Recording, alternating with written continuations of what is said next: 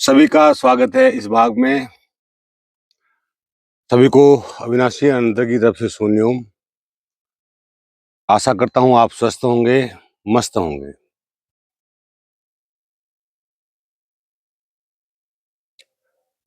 तो आज का जो विषय है इस ब्लॉग का, इस भाग का, वो ये है कि हम जीवन कैसे जिए। मतलब एक आदर्श जीवन मनुष्य कैसे जिए, क्या ऐसा करे कि जब वो संसार से जाए तो उसे इस बात की खुशी हो कि उसने वैसा ही जिया जैसा उसे जीना चाहिए था। तो इसके मापदंड क्या हैं, इसके क्राइटेरिया क्या हैं, तो चलिए इस बिंदु पर आज चर्चा करेंगे। और आशा करता हूं कि आप पूरा वीडियो देखेंगे, स्किप नहीं करेंगे, क्योंकि अगर आपने वीडियो खोल दिया है टाइटल को देखकर तो निश्चित ही आपके मन में ये जानने की जिज्ञासा है कि जीवन कैसे जिए। और ये व्यक्ति जो आपके सामने बोल रहा है यह अनुभव के आधार पर जीवन को बोल रहा है, और साथ ही मैं ऐसी बात करने जा रहा हूं जो मैं जीता हूं। मैं किसी व्यक्ति की तुलना या नकल यहाँ पर करके आपको नहीं बताऊंगा। और मैं आज की डेट में जब अपने जीवन के जीने के तरीके से संतुष्ट हूँ, तब मैं इस विषय पर बोलने के लिए अपने आप को सक्षम पाता हूँ। और मैं ये आशा करता हूँ कि अगर मैं ये शिक्षा, ये अनुभव अगर आपके साथ साझा करूँगा तो यह आपके भी काम आने वाला है। तो इसीलिए पूरा वीडियो देखिएगा, और हो सके तो अगर पसंद आए तो लाइक करिएगा, और कोई बात अगर आपको कहनी है मुझसे तो कमेंट जरूर करिएगा। और इससे आगे भी अगर आप मुझसे जुड़े रहना चाहते हैं जीवन में, तो आप मेरे चैनल को सब्सक्राइब जरूर करें, क्योंकि सब्सक्राइब करेंगे तभी आपको मेरे वीडियो मिलते रहेंगे, और आपके जीवन में ज्ञान की किरण जो है वह लगातार उतरती रहेगी, और आपका जीवन उस ज्ञान से प्रकाशित होता रहेगा।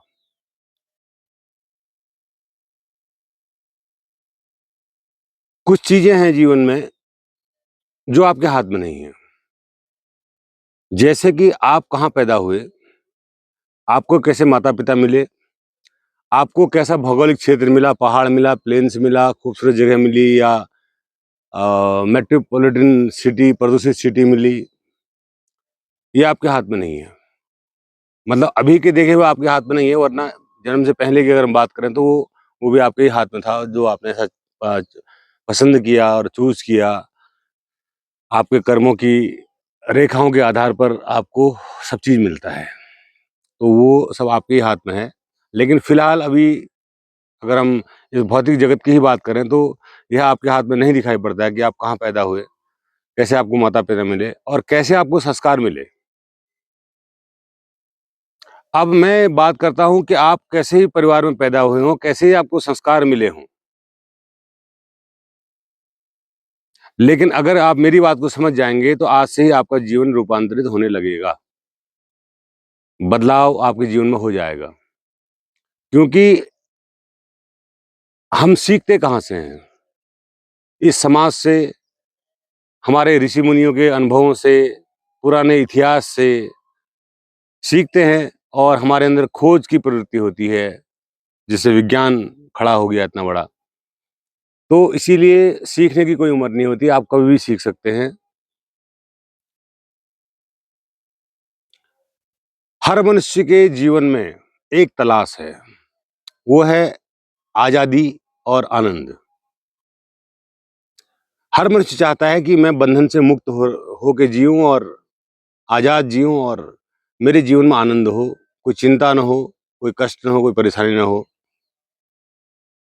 हर कोई यही चाहता है, और मैं भी आपको यही सिखाने वाला हूं कि आप अपने जीवन को आजादी से और होशपूर्वक, आनंद से कैसे जिए। एक शब्द मैंने होशपूर्वक इस्तेमाल किया यहाँ पर। होशपूर्वक का मतलब कई लोग नहीं समझते हैं। जैसे अभी मैंने अपने गाल को खुजलाया, तो मैं होशपूर्वक था, मुझे पता था कि मेरा हाथ ऊपर गया और मेरा हाथ खुजला रहा है मेरे गाल को। 99.99% लोगों का हाथ गाल में चले जाता है, पर उनको पता नहीं होता कि मेरा हाथ गाल में भी गया। बेहोशी में होते हैं। वो एक यांत्रिक तौर पर ऐसा काम करते हैं। तो ये है होश और बेहोशी का फ़र्क। तो होशपूर्वक, आज़ादी से और आनंद से। अब सबसे पहले हम आज़ादी की बात कर लें। आज़ादी माने क्या? आज़ादी माने ये नहीं कि आपने घर-परिवार नहीं बसाया, आप अकेले जी रहे हैं। आज़ादी का मतलब ये नहीं कि जो मन में मर्ज़ी आया वो कर रहे हैं।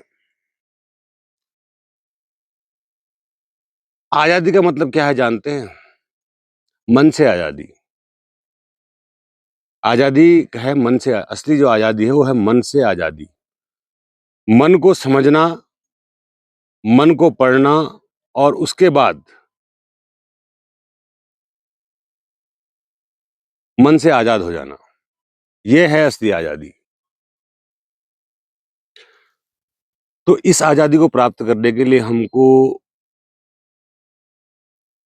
बहुत सारे साधना के मार्ग से होकर गुज़रना पड़ता है, क्योंकि बिना साधना के मार्ग से गुज़रे हुए आप न तो मन को समझ सकते हैं, न मन से किसी प्रकार की आज़ादी को अनुभव कर सकते हैं।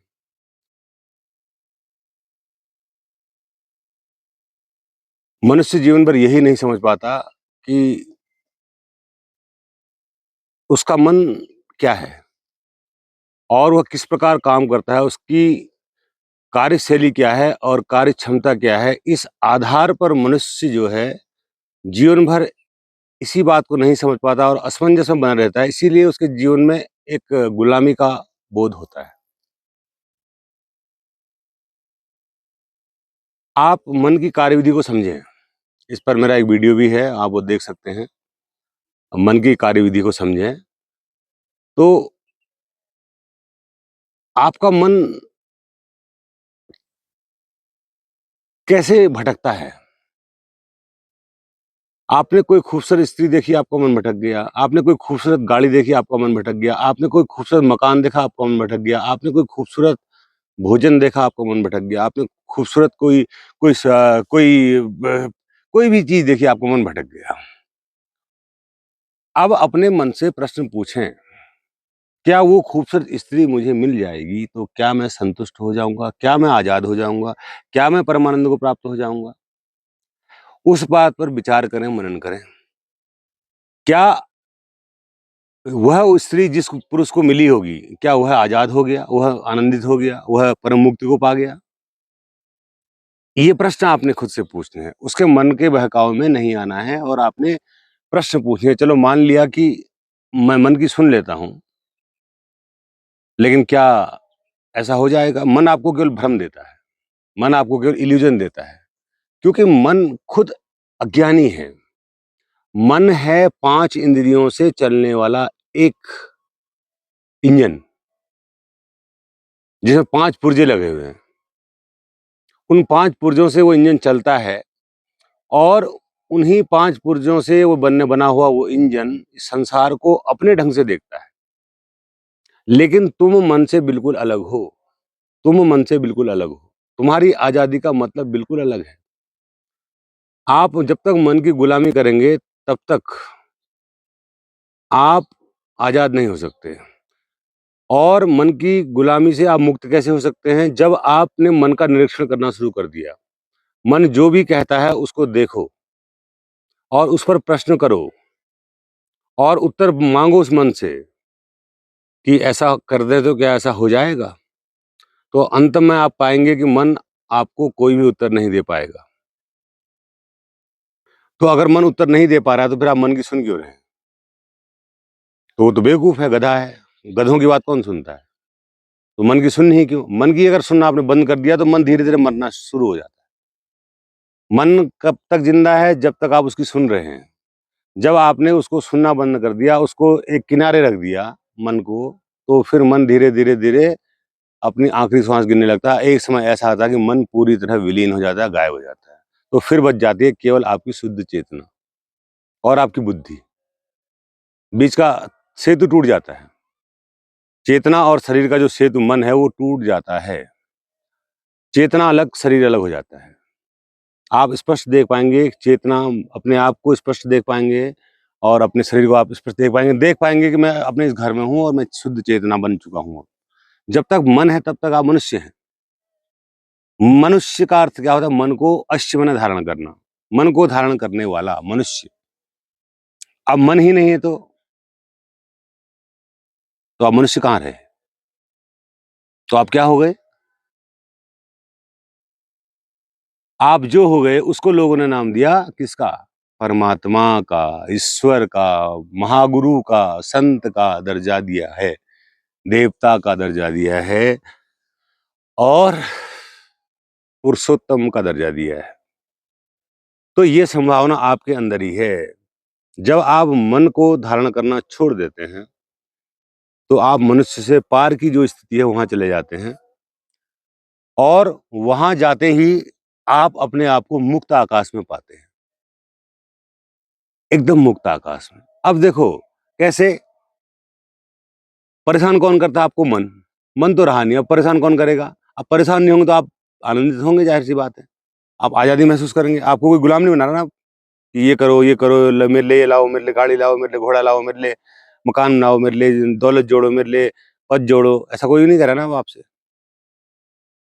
अब आप जहाँ हैं, जैसे हैं, जिस स्थिति में हैं, उसी स्थिति में आपको आनंद मिल रहा है। चाहे आप झोपड़ी में हैं, तो भी आप आनंदित हैं, चाहे आप 2 रोटी खा रहे हैं, तब भी आनंदित हैं, चाहे आप महलों में हैं, तब भी आप आनंदित हैं। फिर कोई फ़र्क नहीं पड़ता कि आप कहाँ हैं। तो ये है असली आज़ादी। अब इसी आज़ादी से जुड़ा हुआ है दूसरा भाग हमारा आनंद का। देखो, एक शब्द है धर्म। जो धर्म का मतलब जो धारित किया हुआ है आपने, जो स्वभाव धारित किया हुआ है और जो प्रकृति का स्वभाव है, जो परमात्मा का स्वभाव है, जो आत्मा का स्वभाव है, वो क्या है? आनंद है। आप देख रहे हैं पूरी पृथ्वी में एक प्रकार से आनंद ही है। पेड़ आनंदित हैं, पुष्प आनंदित हैं, पक्षी आनंदित हैं, पशु जगत आनंदित है।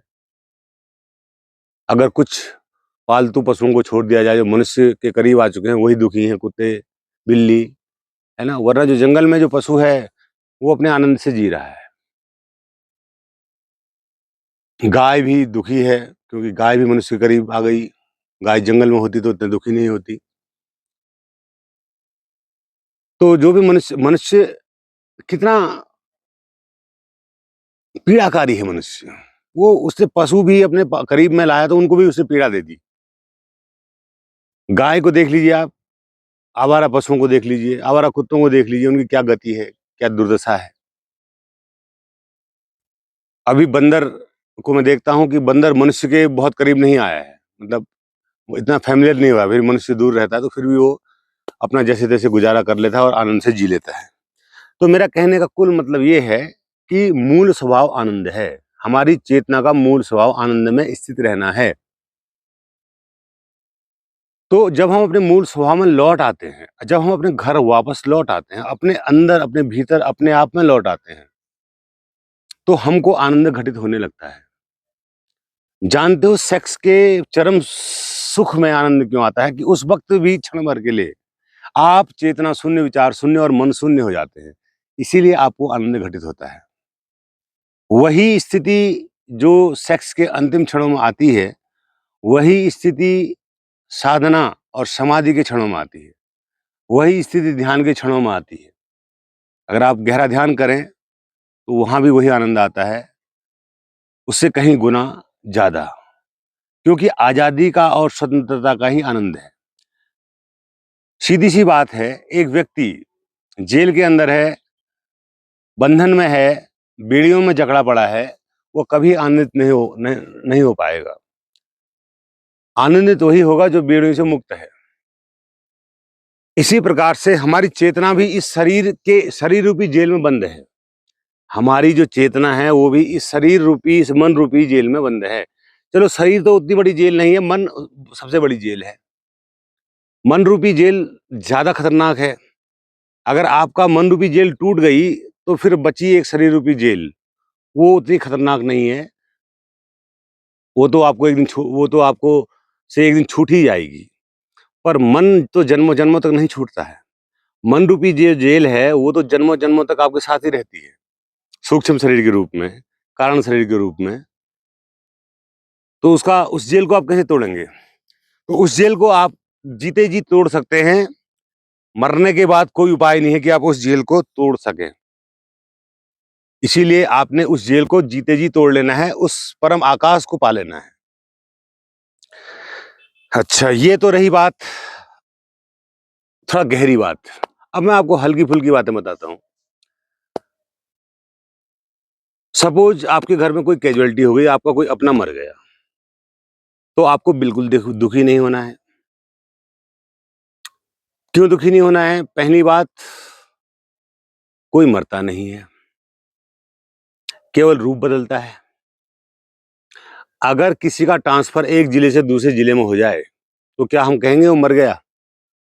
नहीं कहेंगे ना, हम नहीं कहेंगे वो मर गया। तो उसी प्रकार से हमारी चेतना का भी ट्रांसफ़र होता है एक शरीर से दूसरे शरीर में। और यह जो शरीर हमारा है, इस शरीर के जो एटम हैं, वो नए शरीर को बनाने के काम आते हैं। जैसे एक पेड़ से पत्ता गिरता है, मिट्टी में गिरता है, फिर वो सड़ के मिट्टी बनता है, फिर मिट्टी जो है वो उस मिट्टी से वही वही पेड़ फिर पोषण लेके फिर नई पत्ती बना देता है। मतलब कहीं न कहीं वो जो पुरानी पत्ती है, उसके जो एटम है, उसके जो मॉलिक्यूल हैं, उस नई पत्ती में भी चले गए हैं। यानी कि अब पत्ती नई हो गई। कुछ देर का था, हमको लगा कि वो पत्ता मर गया, कुछ देर का भ्रम था कि लगा कि वो पत्ता मर गया, लेकिन वो पत्ता आज फिर ज़िंदा हो गया है, जो हम देख नहीं पा रहे हैं। अब उस पत्ते का रूप बदल गया है, अब ठीक वही पत्ता वह नहीं है जो वह पत्ता है, लेकिन उसके जो मॉलिक्यूल हैं, उसकी जो आंतरिक संरचना है, वह ठीक वही है जो पहले पत्ते में थी, केवल बाहरी रूप बदल गया। तो इसीलिए मौत अगर आपके परिवार में किसी की भी हो जाए, तो आपको दुखी नहीं होना है। दूसरा दुःख होता है बीमारी का, कोई बीमार हो गया घर में तो हम दुखी हो जाते हैं, सब लंबा बीमार चल गया। देखो, इसमें क्या है ठीक है, थोड़ा बहुत परेशानियाँ होती हैं और उनको भी अगर साक्षी भाव से आप देखेंगे, तो वो परेशानियाँ मालूम नहीं पड़ेंगी। होशपूर्वक देखेंगे तो परेशानियाँ मालूम नहीं पड़ेंगी। आप उसकी सेवा करिए, उसके ट्रीटमेंट अगर आपके पैसे हैं उसका ट्रीटमेंट करवाइए, नहीं है तो उसको ऐसा ही छोड़ दीजिए। अगर आपके पास धनराशि नहीं है, उसका इलाज आप नहीं करा पा रहे हैं या उसको कोई असाध्य रोग लग गया है, तो उसको ऐसे ही छोड़ दीजिए। अब उसके दुःख को देखकर आप दुखी मत होइए, क्योंकि वह जो दुःख झेल रहा है, वह अपने कर्मों का फल भोग रहा है। उसको अपने कर्मों का फल भोगने में आप बाधा मत बनिए। अगर आपके घर में कोई पैरालिसिस हो गया किसी को, वो पड़ा है बिस्तर में और बिस्तर में ही वो जो है सारी क्रियाएँ कर रहा है, तो आप देख रहे हैं उसकी देख कर उसको उसकी हालत को देख के आपको लग रहा है कि ये मर ही जाता तो अच्छा था इस बदतर ज़िंदगी से। नहीं, आपको ये बिल्कुल नहीं सोचना है, आपको उसके भविष्य को तय नहीं करना है। आपने उसको उसकी हालत के लिए उसके कर्मों को ज़िम्मेदार आप देख पा रहे हैं या नहीं, इस बात का चिंतन करना है कि यह उसके ही कर्म है जो वह आज यह इस गति को भोग रहा है। चाहे वो आपकी माँ हो, आपके पिता हों, आपका भाई हो, आपके कोई रिश्तेदार हो। तो वहाँ पर भी आपको दुखी बिल्कुल नहीं होना। अब रही बात छोटी-छोटी समस्याएँ, परिवार में बच्चों की शादी नहीं हो रही है या कोई ऐसी दिक्कत है कि परिवार में किसी नौकरी नहीं लग रही है, उसके लिए आप परेशान हैं। देखिए, आप कहीं ज़िम्मेदार नहीं हैं। आप अगर आपका बेटा जॉब नहीं लग रहा है, आप कोई काम नहीं कर पा रहा है, वो परेशान है, घर में बैठा है बेरोज़गार, आप बहुत दुखी हैं, परेशान हैं, नहीं परेशान होना है। एक समय ऐसा आएगा वो जब खुद कुछ कर लेगा। अगर वो कुछ नहीं भी कर पाएगा तब भी बहुत कुछ हो जाएगा। वह उसकी प्रारब्ध है, उसकी नियति है, उसके कर्म हैं और उसका भाग्य है जो तय करेगा कि उसे क्या करना है। बस आप जितना आपके हाथ में कर्तव्य है, आप उसकी आर्थिक सहायता कर सकते हैं वो करिए, उसको आप तैयारी करने के लिए मोटिवेट कर सकते हैं वो मोटिवेट करिए। आप जो कर सकते हो उतना कर दीजिए बस, बस आपकी कहानी खत्म हो गई। आपने कर्म जो वो है वो पूरा कर दिया। अब आपके पास कोई पछतावे की गुंजाइश नहीं है कि आपने ऐसा नहीं किया। इसीलिए उसके लिए भी आपको परेशान नहीं होना है, बिल्कुल भी परेशान नहीं होना है। बेटी की शादी नहीं हो रही, बेटे की शादी नहीं हो रही है। लड़की ढूँढिए, लड़का ढूँढिए, खोजते रहिए, बिना चिंता के, बिना किसी टेंशन और तनाव के आप अपना कर्म करते रहिए। मिल गया तो ठीक, नहीं मिला तो सो भी ठीक। शादी हो गई तो ठीक, ना हो तो भी ठीक। आप दोनों स्थिति में राज़ी हो जाइए। तो तीसरा जो महत्वपूर्ण है, सुखी रहने के लिए, आनंदित रहने के लिए राज़ी होना और कर्म करना। अपना कर्म करिए और राज़ी हो जाइए। अपना कर्म करिए और राज़ी हो जाइए। अपना कर्तव्य का निर्वहन कर दीजिए, निश्चिंत निश्चिंत होकर, और राज़ी हो जाइए। हर चीज़ से राज़ी हो जाइए, क्योंकि यह विराट अस्तित्व जिसने तुम्हें जन्म दिया है, इसने तुम्हारी साँस की फ़िक्र की है। साँस कैसे चलेगी ये फ़िक्र कर रहा है, आपका दिल कैसे धड़केगा फ़िक्र कर रहा है। आप क्या खाएँगे, आपके लिए भाँति-भाँति की भोजन की व्यवस्था इसने पहले से कर रखी है। आपको इतनी सुंदर धरती दे रखी है पहले से, इतना सुंदर आकाश, इतना सुंदर सूरज, चंद्रमा, पानी, सब कुछ आपको पहले से व्यवस्था करके दे रखा है। तो इसकी चिंता उसने पहले से ही कर रखी है। तो जब उसने इतनी सारी चिंताएँ अपने सर पे ले रखी हैं, उस प्रकृति ने, उस ब्रह्मांड ने, उस अस्तित्व ने, तो आपके छोटे से काम की चिंता क्यों ना लेगा? आप उस काम के लिए क्यों चिंतित हो रहे हैं? कि ये नहीं होगा तो क्या होगा, वो नहीं होगा तो क्या होगा, ऐसा होगा तो क्या होगा, वैसा होगा तो क्या होगा? आपके आपके पास कोई कोर्ट केस चल रहा है, आपने कोई अपराध कर दिया, गलती हो गई आपसे। अब आप कोर्ट केस में, आपको सज़ा होने वाली है, जेल होने वाली है। तो आप चिंता में, अरे मेरे को जेल हो जाएगी तो क्या होगा, मेरे बच्चों का, मेरा क्या होगा, मैं जेल में कैसे रहूँगा 7-8 साल, 10 साल, 12 साल, 20 साल। ये भी आप चिंता छोड़ दीजिए। आप जैसे ही जेल के अंदर जाएँगे, आपके बच्चों की व्यवस्था अपने आप ऑटोमैटिकली कुछ न कुछ हो जाएगी। थोड़ा परेशानी से होगी, पर हो जाएगी। और जेल के अंदर भी आप रह रहे हैं, तो वहाँ भी आप मस्ती से रह सकते हैं। अगर आप मन से आज़ाद हैं, तो कोई भी बाहरी जेल, कोई भी फिज़िकल जेल आपको कैद नहीं कर सकती। आपकी आत्मा को कैद नहीं कर सकती, आपकी चेतना को कैद नहीं कर सकती। आप पूरे आनंद से जेल में भी जीवन जी सकते हैं। तो ये छोटे-छोटे दुःख हमारे जीवन में क्या करते हैं, हमारे जीवन को नर्क बना देते हैं। तो इनका इनका कोई इनको धारित करने का कोई कारण मुझे समझ में नहीं आता है कि आप क्यों दुखी हो जाते हैं इन सब बातों से। नुकसान हो गया, धन का नुकसान हो गया, बिज़नेस में लॉस हो गया। थोड़ी देर को तो लगता है कि अभी-अभी आपके पास लाखों रुपए, करोड़ों रुपए थे और अभी-अभी आप ज़ीरो में चले गए। या 1 साल पहले आप सेठ थे और आज आप मोहताज हो गए, कर्ज़दार हो गए।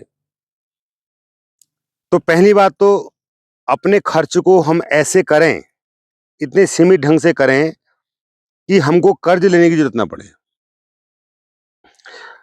कहते हैं ना, बिना रिस्क लिए आप पैसा नहीं कमा सकते। आपने रिस्क लिया और आपको नुकसान हो गया, ठीक है?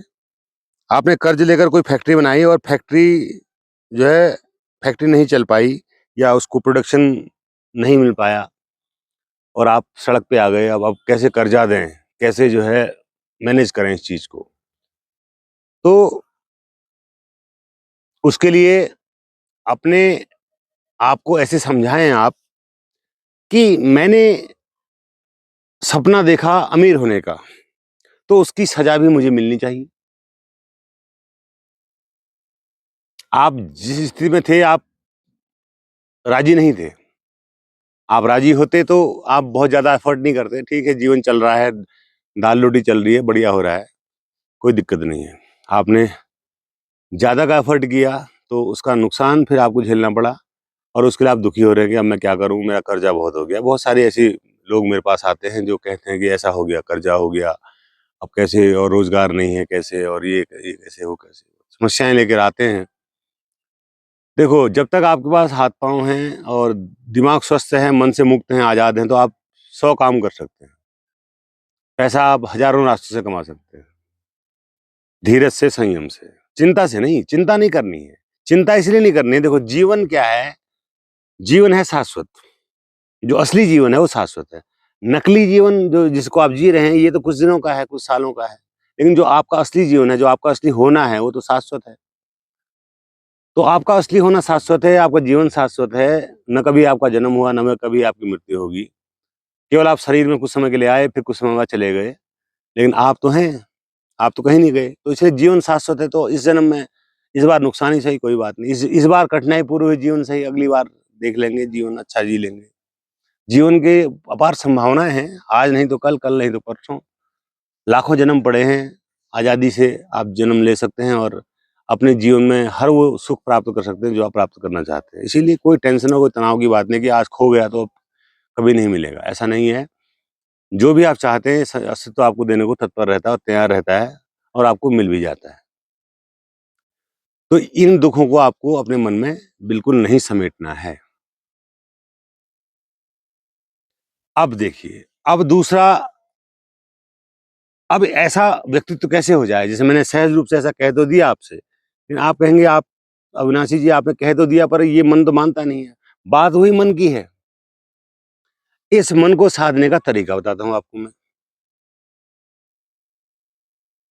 सबसे पहला तरीका कि आप मुझे सुनिए, मेरे वीडियोज़ देखिए, हर हर विषय पर मैंने वीडियोज़ बनाए हुए हैं, उनको देखिए। धीरे-धीरे आपके अंदर का जो आपने जो संस्कार बनाए हैं अपने अंदर, वो धीरे-धीरे टूटेंगे। वो जो जेल की दीवारें हैं धीरे-धीरे टूटेंगी और उसके अंदर के जो आप हैं वो बाहर निकलेंगे। वो ज्ञान सुनने से जब आपको आज़ादी मिलेगी, धीरे-धीरे फिर आप मन से भी आज़ाद हो जाएँगे। तो इसके सबसे आसान तरीका है 24 घंटे में 1 घंटा आप ध्यान करना स्टार्ट कर दीजिए। 24 घंटे में 1 घंटा मरण ध्यान करना स्टार्ट कर दीजिए आप। मरण ध्यान क्या होता है? आप शवासन में लेट जाइए और ये कल्पना करिए कि मैं मर चुका हूँ। मेरी साँस भी जा चुकी है, मेरा हृदय भी धड़कना बंद कर चुका है और मैं मर चुका हूँ। अब जो है लोग मुझे श्मशान घाट में ले जाकर जला रहे हैं। मैं देख रहा हूँ अपने शरीर को जलते हुए। अब मेरा पूरा शरीर राख बन चुका है, हड्डी बन चुका है, जल चुका है। अब मैं कहाँ हूँ? अब आप उस शून्य में चले जाइए जहाँ आप हैं ही नहीं, फिर भी आप हैं। तो इस मरण ध्यान को करते-करते आप 6 महीने बाद पाएँगे कि आपने देख लिया उस सत्य को, जो सत्य है आपकी चेतना और आपके शरीर के संबंध का। आप देख पाएँगे कि आपकी चेतना अलग निकल गई और आपका शरीर अलग रह गया। जिस दिन आपको इस सत्य का बोध हो जाएगा, उस दिन सारी चिंताएँ गायब, सारे कष्ट गायब, सारा ज्ञान आपके भीतर से फूट पड़ेगा। सब कुछ आपको समझ में आ जाएगा कि असली सत्य क्या है। फिर किसी गुरु की ज़रूरत नहीं, किसी ज्ञान की ज़रूरत नहीं, किसी साधना की ज़रूरत नहीं, किसी भी प्रकार के सहायता की कोई आपको ज़रूरत नहीं पड़ेगी। 1 घंटा बस, रोज़ मरण ध्यान करें। 1 घंटे के लिए मर जाएँ आप, जीते जी मर जाएँ। तो आपके मरने से क्या होगा? आपका मन मरेगा और यही हमारा लक्ष्य है कि मन मर जाए। मन का अस्तित्व ही खत्म हो जाए सदा के लिए। मन का अस्तित्व खत्म तो फिर मन है कि मानता नहीं वाली बात ही कहाँ रह जाएगी। मन ही नहीं है तो अब मानने का प्रश्न कहाँ है? अब तो राज़ी हैं आप। फ़कीरी में भी राज़ी हैं, अमीरी में भी राज़ी हैं, रोग में भी राज़ी हैं, दुःख में भी राज़ी हैं, हर चीज़ में राज़ी हैं। अब आपको कोई विरोध नहीं है। सहज रूप से आपने स्वीकार कर लिया सारी संभावनाओं को संसार की। फिर आपको किसी प्रकार का कोई दुःख परेशान कर ही नहीं सकता।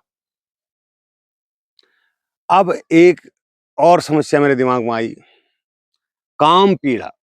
बहुत लोगों के मन में काम पीड़ा होती है। काम पीड़ा का मतलब क्या है कि पर स्त्री को देखकर उनका मन आकर्षित हो जाता है और वो उससे भी परेशान हो जाते हैं। उसको पाने की चाह पैदा हो जाती है। वो भी इसीलिए होती है क्योंकि आपका मन जीवित है। अगर आप विवाहित हैं, आपकी पत्नी है, तो उसके बावजूद भी आपका मन अगर पर स्त्री की तरफ जा रहा है तो फिर आप बीमार हैं। मन ने आपको बीमार कर दिया है। अगर आप अविवाहित हैं, पर स्त्री की तरफ आपका मन जा रहा है, तो वो स्वाभाविक है, प्राकृतिक है।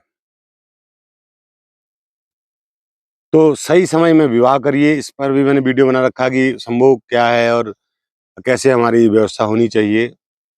सही समय में विवाह करिए, सही समय में घर गृहस्थी बसाइए, सही समय में बच्चे पैदा करिए, सही समय में उनका पालन-पोषण करिए, सही समय में कामुकता से मुक्त हो जाइए, सही समय में संन्यस्त हो जाइए। 45 साल तक सारे काम निपटा लीजिए आप। और जो बची बच्चों की शादी की ज़िम्मेदारी, उनको पढ़ाने की ज़िम्मेदारी, वो चलती रहेगी, वो कोई दिक्कत की बात नहीं है। 50-55 तक भी चलेगी तो चलेगी। लेकिन 45 तक आप कम से कम मोह से तो मुक्त हो जाइए। स्त्री देह के मोह से मुक्त हो जाइए। तभी वरना तो जो मैंने आपको विधि बताई है मरण ध्यान, वो तो आज से अगर आप शुरू करेंगे तो आपका सारी चीज़ें अपने आप ठीक हो जाएँगी। ये जो समस्या है, काम वासना की समस्या भी दूर हो जाएगी, धन की वासना की समस्या भी दूर हो जाएगी, अति लोभ की जो इच्छा है वो भी दूर हो जाएगी, क्रोध भी आना आपको बंद हो जाएगा। आपके चेतना के सागर में कोई भी लहर नहीं उठेगी, एकदम शांत हो जाएगा। अगर चाँद उसके ऊपर चमकेगा तो उसका प्रतिबिंब साफ आपकी चेतना के सागर में दिखाई पड़ेगा। लेकिन जब तक मन है तब तक आपके मन में लहरें उठती रहेंगी, वासना की लहरें उठती रहेंगी, उठती रहेंगी, उठती रहेंगी और सागर में हलचल बनी रहेगी। सागर कभी भी शांत नहीं बैठेगा, स्वभावतः नहीं बैठेगा। इसीलिए आपके जीवन का मूल लक्ष्य जो है, वो ये है कि मन का शमन। मन का शमन। मन का शमन मतलब नमन। नमन, नमन हो जाइए। अस्तित्व के प्रति आप नमन हो जाइए। नमन का अर्थ है मन का न होना। नमन। जो हम नमन करते हैं तो ये अर्थ है नमन। मन नहीं है। स्वीकार है सब कुछ। राजी हैं हर चीज से। बस ये स्थिति अगर आप अपने जीवन में ले आएं, तो फिर जीवन में आनंद ही आनंद है। उत्सव ही उत्सव है। बहार ही बहार है। मुझे आप देख लीजिए। बाहर से देखने में भी कुछ तो लगता होगा आपको कि कुछ मस्ती, कुछ आनंद इस व्यक्ति के भीतर झलक रहा है। मेरे चेहरे से, मेरे हाव-भाव से, मेरी बातों से कुछ आपको महसूस होता होगा। अभी आप मुझे पूरा नहीं जानते हैं, जब आप कभी मुझसे मिलेंगे या प्रत्यक्ष रूप से मिलेंगे तो आपको और ज़्यादा समझ में आएगा। तो ये इस बात की खोज मैंने बचपन से की और मेरा जीवन पूरा इसी में समर्पित रहा। एजुकेशन पूरी करने के बाद मैंने 9 और 10 साल केवल अध्यात्म के रास्ते में लगाए। साधना में, ध्यान में, स्वाध्याय में 10 साल खर्च किए। 21 साल से लगभग मान के चलो 20 साल से लेके 30 साल तक। उसके बाद विवाह किया। फिर विवाह का जो चैप्टर है उसको पढ़ा। बच्चे हुए, उनका चैप्टर पढ़ा। 40 साल तक। 41वें साल में महासमाधि घटित हो गई। फिर जो अंतिम बाधा थी वो भी दूर हो गई। मन कहीं न कहीं सूक्ष्म अहंकार के रूप में मौजूद रहा था। वो भी खत्म हो गया। अब पूरी आज़ादी हो गई, पूरा आसमान मेरा हो गया, पूरा अस्तित्व मेरा हो गया, मैं अस्तित्व का हो गया। मैं उस महासागर में समा गया और अब मैं वहाँ से बोल रहा हूँ। अब उसी अनंत गहराई से, उस अस्तित्व की अनंत गहराई से जो शब्द निकल रहे हैं, वहीं से निकल रहे हैं। मेरे शब्द कैसे हो सकते हैं ऐसे? मैं ऐसा कैसे बोल सकता हूँ? एक सामान्य आदमी कैसे बोल सकता है ये सब बातें जो मैं आपसे कह रहा हूँ? क्या मतलब है उसको इन सब बातों से? जब उसने उसको जिया, उसने देखा, उसने महसूस किया, तभी तो बोलेगा ना। अन्यथा तो लोग वीडियोज़ बनाते हैं, अलग-अलग सब्जेक्टों पे बनाते हैं वीडियो, हैं? वो अपने उनका उद्देश्य होता है कि जो है उनका चैनल अ, से पैसे कमाई हो और कंटेंट ऐसे बनाएँ जो लोगों को पसंद आएँ और लोग उसको सब्सक्राइब करें, लाइक बढ़ें, मिलियंस में व्यूज़ आएँ, डांस करेंगे, कॉमेडी के वीडियो बनाएँगे, टेक्निकल वीडियो बनाएँगे, बहुत सारे ऐसे वीडियोज़ लोग बनाते हैं। और अपनी कमाई का वो साधन है। लेकिन मैं वीडियोज़ केवल इसलिए बनाता हूँ ताकि मेरे अंदर जो प्रकट हुआ है, वह मेरे अंदर ही न रह जाए, उसको मैं बाहर कह जाऊँ। भले ही उसको कोई 1 व्यक्ति देखे, 2 व्यक्ति देखें, 4 व्यक्ति देखें, उससे मेरा कोई सरोकार नहीं है। कोई मुझे पहचाने, उससे मेरा कोई सरोकार नहीं है। कोई मुझसे मिलने आए, उससे मेरा कोई सरोकार नहीं है। कोई मेरा भक्त बने, उससे मेरा कोई सरोकार नहीं है। कोई मुझे धन दे आश्रम के लिए, मुझे उससे कोई सरोकार नहीं है। मैंने बिना धन के 4 आश्रम बनाए। बिना धन के 4 आश्रम बनाए, धन मेरे पास बिल्कुल नहीं। मेरी तमन्ना लेकिन प्रबल थी तो बन गए। लोगों की हेल्प हुई थोड़ा बहुत इधर से उधर से करके बन गए। अब जब भले वहाँ कोई आता हो ना आता हो, उससे वो मैटर नहीं करता। लेकिन जब भी जाता हूँ, और खैर मेरे लिए तो कोई स्पेशल आश्रम की ज़रूरत नहीं पड़ती है, लेकिन लोगों को पड़ती है, एकांत में रहना है, शांत रहना है, तो उन लोगों के लिए वो व्यवस्था मैंने की है। तो उन 4 आश्रमों में, 1 प्लेन्स में और 3 पहाड़ में। कभी भी आपको आने का दिल करे, मुझसे मिलने का मन करे, तो आप वो आ सकते हैं, और कोई शंका समाधान हो तो आप मुझसे कर सकते हैं। और मैं पूरी कोशिश करूँगा आपके जीवन को रूपांतरित करने की, और आपके अंदर जीने की कला का विकास करने की, और इससे ज़्यादा मैं क्या कह सकता हूँ। बाकी आपकी इच्छा भी होना बहुत आवश्यक है। जब तक आपकी इच्छा नहीं होगी, तब तक ये संभव नहीं है।